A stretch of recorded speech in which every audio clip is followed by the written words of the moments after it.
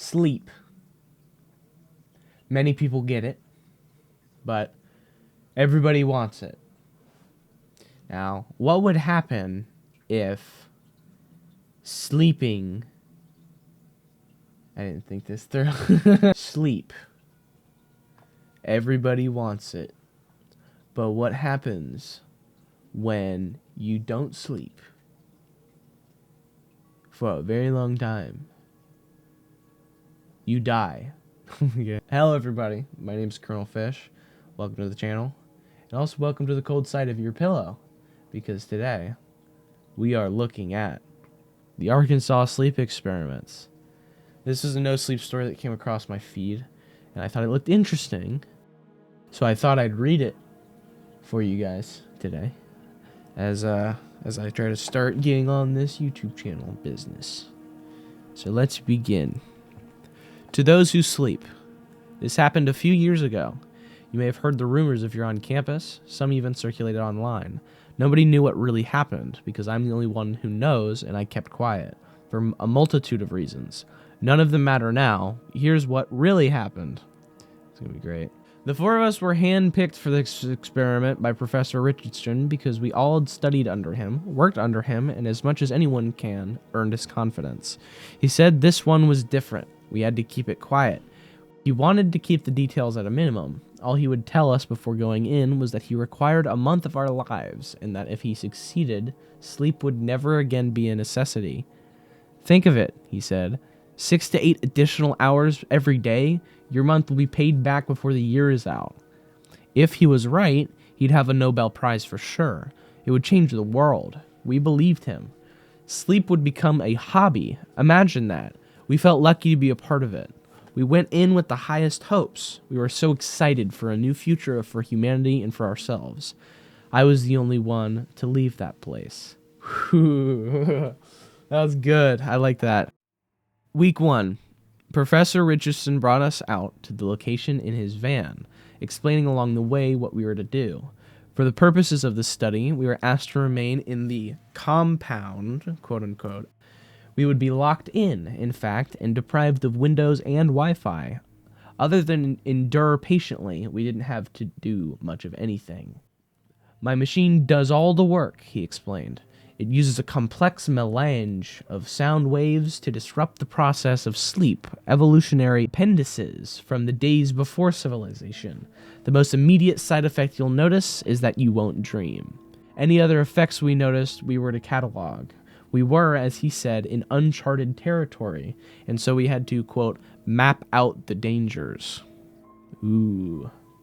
The immensity of the project was inspiring enough. Then we saw the compound, the octagon as it was known, a concrete octagonal structure built at the end of a labyrinth of dirt roads somewhere in the backwoods of Searcy, Arkansas. I've never been able to find it again. The professor said it was originally intended as a jail for terrorists, but it was abandoned and never used. It's virtually impenetrable, invisible to satellites, but for us it had been stocked with all the comforts we'd require for a month of dedication. I don't know if any of us expected to really conquer sleep. We thought perhaps a reduction in sleep requirements could be possible. We spent a fair amount of these first 2 days speculating on how the machine works with its, quote, complex melange of sound waves, and whether sleep really is an evolutionary appendix, as the professor had claimed. By the 3rd day of only getting 3 to 4 hours of sleep, contrary to feeling groggy, we were more awake and full of energy than ever. We were alert and ready to debate these ideas. That's when the excitement really hit us. "He really did it," JT said. JT was a big, ginger-bearded guy, the sort of guy who still has a healthy collection of magic cards. "We don't know that," James said, always the skeptic. He came from Australia just to study under Richardson, actually. The machine could be stimulating the adrenal glands to mildly dose us with adrenaline all throughout the day. "Even were that so, wouldn't change the fact that he beat sleep," I said. With our extra time, we were getting tons of reading, played a stupid amount of Call of Duty, and still had plenty of time to sit around and debate. "I guess I have to admit, it's fucking amazing," James said. We all felt it. It was almost euphoric, the excitement we felt for being possibly the first humans to live without the need for sleep. Technically, we still needed a few hours each night still, but we decided together that it was more out of habit than necessity. Then, on the 4th day, Don said, "There's something wrong." Don was a serious one, super serious. He used to be a Franciscan, I'd heard. It showed. He didn't talk that much, but when he did, it was usually worth listening to. This time he put into words something I'd been feeling, but I guess just kind of buried it under the excitement. With the experiment, or... That was JT. "I don't know," he said. "It's a feeling, this constant uneasiness. Like this isn't going the way it's supposed to be going, or that we're in the wrong place." No, James said. "I think that's it. It's this place. We all knew it was weird when we first saw it. This concrete octagon. But living in it, I think there's something wrong with this place. Like something terrible happened here." "I understood it was never used," I said. "Governments always say that about torture prisons," James said. "It's more than that," JT said. "I feel it too. I thought it was just from lacking windows at first, but that's not it. I think it's the angles. Like the angles in this building don't add up to what they should." "What if everyone's dead outside?" Don asked. James jumped up so fast, his chair clattered to the ground. "Cut that shit out, Don. Why would you even say that?" "Well, what are you saying?" I asked. "This is a haunted octagon?" "Yeah, James," JT said. Was it built on an octagonal Indian burial ground?" "Okay, you want to play that?" he said. "I can play. Look, the space around us transforms based on how we perceive it. Take a church. The people who go there perceive it as holy, so they do things like leave their crutches behind and then force themselves to walk, or light their candles or whatever. These changes to the space only enhance the perception of holiness and influence future visitors to perceive it in the same way and change it in the same way. Haunted places are the same. For one reason or another, they begin to be perceived as haunted. The more they're perceived that way, the more they're imbued with hauntedness. Even if you've never seen the place before, you pick up on subtle cues, if you're at all sensitive. In any way, it's true to say it's a haunted place. It's true to say the church is holy. Our interaction with that place has made it something more than just wood and sheetrock, or whatever. So what I'm saying is, maybe some things happened here and we're picking up on it. Some bloody awful things. And in that sense, yes, it's a haunted octagon." No, Don said. "Places are considered holy because an authority telegraphs it to whoever will listen. Just like haunted places make a lot of money off dumb tourists." "Well, whatever it is," I said, "we all agree something isn't feeling right about our situation. Maybe it's the machine. I say we write it down as a side effect." On that point, at least, we were all able to agree. It didn't put any of our uneasiness at rest, but we wrote it down. We somehow agreed upon phrasing it the right way, too. Acute sensations that we've entered into something where we aren't welcome. Something I really like about this author is the little one-liners like this. Acute sensations that we've entered into something where we aren't welcome. I really like one-liners like that. All right, on to week 2. We've tried our best to ignore these feelings and carry on like we had been. Those first few days had been some of the best in our adult lives, but we never got back to those happy times. I realized around then how short-sighted of Richardson it had been to leave us there without any means of contacting the outside world when I voiced that opinion. "That's just what I've been thinking," JT said. "Richardson isn't a dumb guy, you get me? I think he did this on purpose." "Why would he do that?" I asked. "For science, of course," he answered. "It's one of those meta-studies where we're told it's about one thing and it's actually about how we react to the experiment, like the Milgram experiments." "Or it's not his choice," James said. "The government is making him do it, and that machine is designed to control us, or some sort of cult, Scientologists." "This is a government-built installation," JT said. "That actually makes sense. Not the Scientology part, though." "Think about it," James started, but I interrupted. Okay. Let's come back down to earth for a second. Best case scenario, Richardson is just a jerk who doesn't care about our personal well-being, right? "Give it a rest," Don said, the one I least expected to snap at me. Stop trying to act like the most rational guy in the room. You don't know what Richardson's into. He's into other things he'll never talk about publicly. I looked at the others and saw a similar confusion. What are you talking about? I've heard a little about this, actually, James said. He has some fringe ideas. Let's just say he's not the respected academic he presents himself to be, Don said. I've read some of his content he doesn't publish. He thinks and very seriously believes that there's something else, something besides this. He knocked on the table. Something more than material stuff. That's not completely strange, I said with a shrug. I was expecting worse. He put it this way, Don continued, ignoring me. Think back to the beginning of existence. There had to be conditions such that the universe's existence was possible. If the universe wasn't possible, then it couldn't have come to exist. Does that stand to reason? We nodded. Okay, and those conditions cannot be material nor laws of matter, since those came into being with the existence of the universe. So whatever those conditions are, they have to be something other than basic substance of the universe. Does that make sense? I guess, I said. This isn't turning into an argument for God, is it? He shook his head. It's an argument for something that continues to exist. Except we can't even say that, because ideas like something and exist are developed by, for, and within physical reality. This something is pre-physical, something pre-existence, whatever is allowed the universe to spontaneously be. Who knows what else it's been doing these billions of years? Just asking that question is already violating the stipulations, I started saying, my background in philosophy kicking in. Yes, Don said. But he thinks it's the source of free will. Our brains touch it somehow. And so he believes he can reach it, study it, and use it. I didn't get to read much more than that.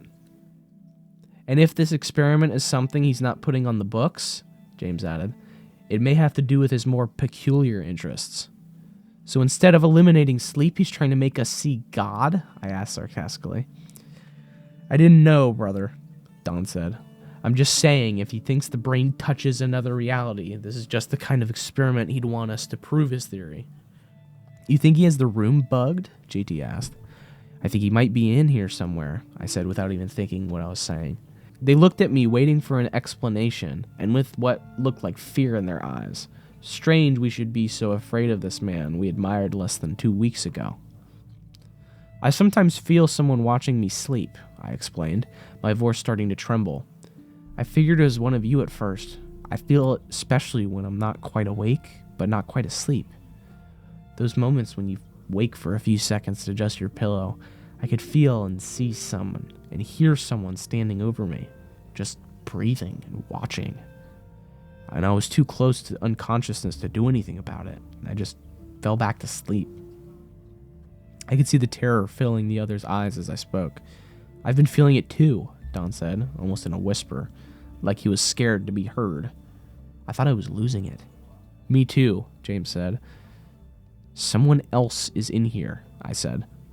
We drew closer, our eyes darting nervously around the gray concrete room.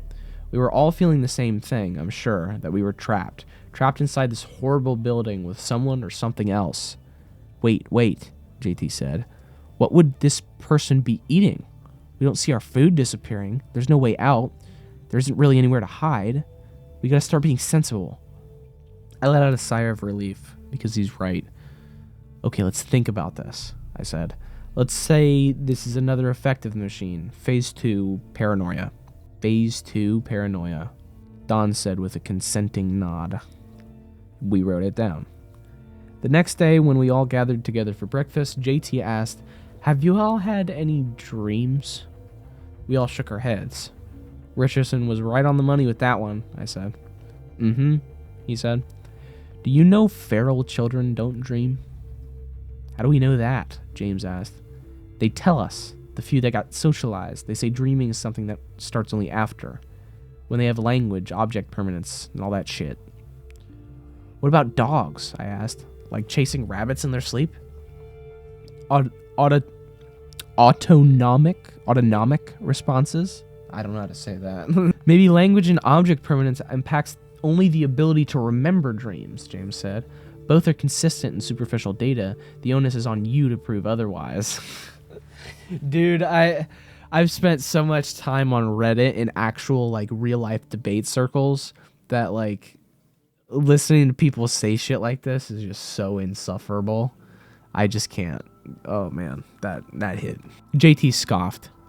What's your point anyway? Don asked. The point is, being dreamless, do you think it's healthy? I don't think it's healthy. I think the machine isn't making us not need sleep, it's making us not feel tired. I think all of this might be happening because we aren't dreaming. We can't really answer, can we? Dream said. Dreams naturally accompany REM sleep, so we don't have any studies that differentiate between the effects of not dreaming and not sleeping. Or maybe we're dreaming and the dreams are just going somewhere else, JT said. I don't know what he meant by that. Nobody did, but we all stopped talking and then dispersed. Something about it felt too true. Okay, so my theory so far is that when they're saying, like, the only thing that's, like, happening so far is that they aren't dreaming, and in this last line especially, maybe they're going somewhere else, and this also lines in with, when Dawn was talking about how Professor Richardson, his old, like, unpublished studies, was talking about how there's something beyond the physical, like there's something that's before what we think of as like reality and physical being. So I think it's like the machine itself is transporting the dreams to wherever or whatever that is. Okay, week 3. All right. Our gatherings for theoretical discussions became rarer and rarer. We tended to isolate ourselves and eyed each other with suspicion. I still had those feelings of uneasiness and unwelcomeness every day.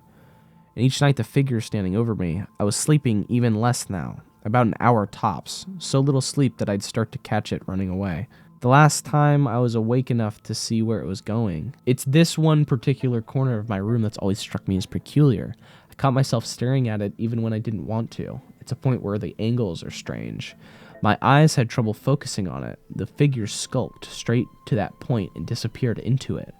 When I woke up fully, I questioned whether I'd hallucinated the whole thing. Perhaps phase 3, hallucinations. I went over to that corner and looked at it closely. It smelled strange, like turpentine. Then, the more I stared at it, the more I forced my eyes to focus, I was sure something was moving inside, and it was watching me. I heard this awful, hate-filled sound come from deep in the corner then. I didn't wait around to understand what made the noise. I left that room for good. I took all my short naps in the library from now on. While lying in the library, I overheard JT talking to someone in the corridor. He was telling him about the angles again. He said there are more degrees in the building that can possibly be in a standard enclosed shape. 2.748 degrees more. He said, just enough to drive you nuts, but not enough to be obvious. Whoever he was talking to said something I didn't understand. Something like, those are degrees of ripping. The voice was distorted somehow, so I can't be sure. What I was sure of was, I didn't recognize that voice at all. Whoever JT was talking to wasn't one of us. Maybe silly, but I was scared. I stayed there, pretending to be asleep while JT walked by. And as he did, I felt someone or something come into the room and stand over me. Then it went away. After a minute or so of telling myself I was being foolish, I went following after JT. I didn't see him anywhere. I bumped into James and he also said he hadn't seen JT. Have you seen or heard anyone who shouldn't be in here? I asked him. James looked at me with a mixture of surprise and terror. How do you know? He asked. I haven't told anyone. About what? He told me he heard his mother calling to him. Not a faint sound that can be confused for his mother, but her voice, clear as mine, calling out to him. He almost answered her, he said. Almost. Then he stopped himself. She's been dead for a year, man. Whatever was calling me, it wasn't my mother. I saw he was shaking and his hands were clenched. I told him to hang in there. It might be oral hallucinations. I'd been hearing things too. A crying child. So low at first I thought it was the plumbing. We should call a meeting, he said. I thought about JT and what I'd heard moments ago. Let's just tell Dawn, I said. As a side effect of the machine, it makes sense, Don said after we told him. The sounds are not supposed to be audible, yet somehow our brains must be picking up their random patterns and interpreting them as something. The brain assigns a memory to make the pattern meaningful. Do you believe that? I asked. Not for a second, James said. We had a shortage of rational explanations, and that was a pretty good one. I'd hoped he was right. A few days later, I found James in the gym, pounding away at a punching bag. I asked him if he was okay. He ignored me, so I went back to the reading room. A few minutes later, he was behind me. That voice I've been hearing, it's not my mother, he said. Of course not, I said. We already decided that after all. No, I mean, I don't know what I mean. It's just, my mother was a kind person. Even if this voice is trying to sound like her, it's not like her at all. It's not kind. It's not human. I put down my book and looked him full on to see if he was serious. He was, very much so. She's been telling me about all sorts of things, he said. She asked me if you remember the shed. I couldn't say anything to that. I was speechless. I never talked about that, for good reason. It took me years to come to terms with what happened. It was a long time ago. I was out playing behind our house in the woods, as I often did. I like to construct shitty tree houses. I went a little off property and came to this shed. I'd never seen it before. It looked old, though. I remember that. I heard a kid crying inside. Thinking I might have a friend to make tree houses with, I looked through the window. The kid was all chained up, and there was a dog bowl on the floor. I wanted to help, but I knew I was trespassing. I looked around. That's when I saw this man, off about 20 feet in the woods. He was dressed in all black, old-fashioned clothes, like 19th century. He had to have been watching me the whole time, expressionless. I went running all the way home. I was so scared I didn't tell my parents about it until I was supposed to go to bed, and I had to explain why I was terrified to go to sleep. They had the cops out right away. They found the shed. I heard they found the chains in the bowl, but the kid was gone. I've always blamed myself for not helping the kid right away. Do you? James asked. Yes. Okay, well, she's been telling me how to get out. I looked at him without a word because he sounded so manic. She said there's a secret exit inside JT. We just have to cut him open to get to it. James, I said, unsure what to say at this point. Oh, I know, he said with a gulp. I know it's not true. I just had to tell someone. I don't know what's going on in this place, he added. I'm scared, man. So was I. We had to get out of that octagon. Wow. Okay. So, I'm really liking this story so far. Okay, so I don't know if I've missed something, but is James related to our protagonist? Because Okay, no. So she asked me if you remember the shed. Okay. So basically this voice that James is hearing told him to ask our protagonist if he remembers the shed, which is pretty nuts. That's a very high degree of telepathy. All right, week 4. James and I started looking for ways out after that. Since we weren't sleeping at all now, we had plenty of time to do it. Every time we thought we'd found something, it was a dead end. It was while we were doing this that we saw Don standing alone in the corridor with his back to us. What's going on? James asked me. Something about it seems strange. Don, you okay? I called. He turned around with a smile and gave us a big wave. Bye, guys, he said, and walked around a corner. I looked at James to see if he was thinking the same thing as me, that something bad was about to happen, and he was already looking back at me. We took running after him. He was at the end of the corridor already, getting in the elevator. Don, no! We shouted and ran after him, but the doors closed before we got here. He went up. The thing is, the Octagon is a 1-floor building. There is no elevator. Never before or after. I don't know where Don went, or if what I think I saw really happened, but I know I never saw Don ever again. I don't understand, James said. What's happening? Before we could take time to think about it, a group of people rounded the corner and were walking toward us. I think we should go. Who are they? James, let's go, I said. Why are they blurry? I don't know, but we're going. I grabbed his arm and pulled him with me. Then I ran. I ran until I got to the kitchen, and I hid myself between the wall and the fridge. I was sure James was right behind me. I could hear his footfall the whole way, but when I looked, he was gone. I stayed there until my body couldn't really take it anymore, probably a few hours. When I slipped out, I saw someone peering at me from around the doorway. I was so startled, backed up against the wall. It was a little boy. Hello? I said. Then I heard screams. The boy was gone. More screams. I couldn't just leave someone in distress. Not again. I ran towards the screams, scared of what might be happening to James. I heard a scream again, but this one choked out. It was coming from JT's room. I wished then, and still wish, I hadn't opened that door. James was in there. He had sliced JT open and was feeling around in his guts. The shocked, agonized expression was frozen on JT's face. What did you do? I asked. I have to get out, James said as he dug through JT's intestines. I backed out of the room. I didn't know what else to do. I just had to find somewhere to hide until Richardson could get us out of here. Once I was out of the room, I heard James saying, Mom? And then, oh no. Oh no. And then he screamed. I ran back in. James was gone. The doorway to the room hadn't left my sight. There was no way he got out, but he was gone. And a noxious black smoke was coming from JT's abdomen.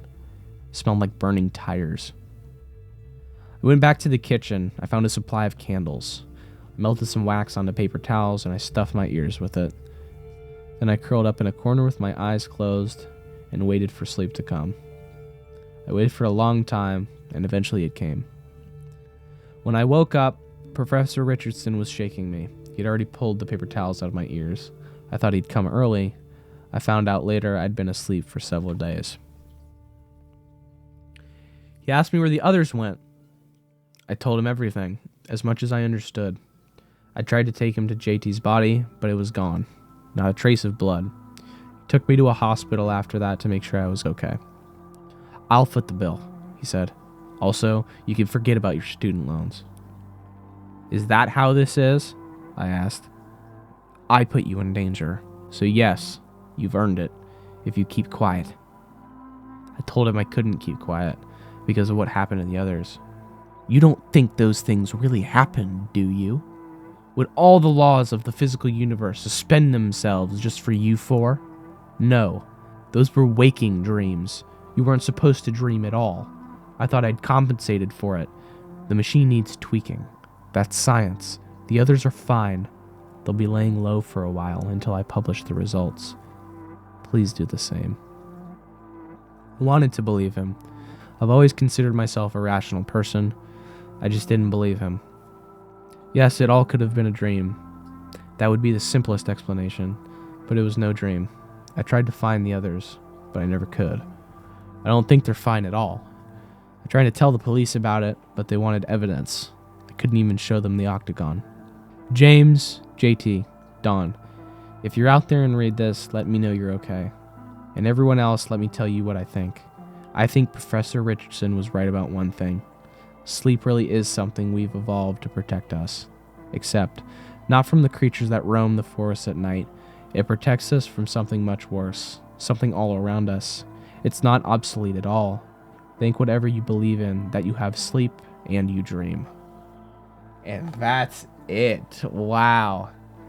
That was very, very good.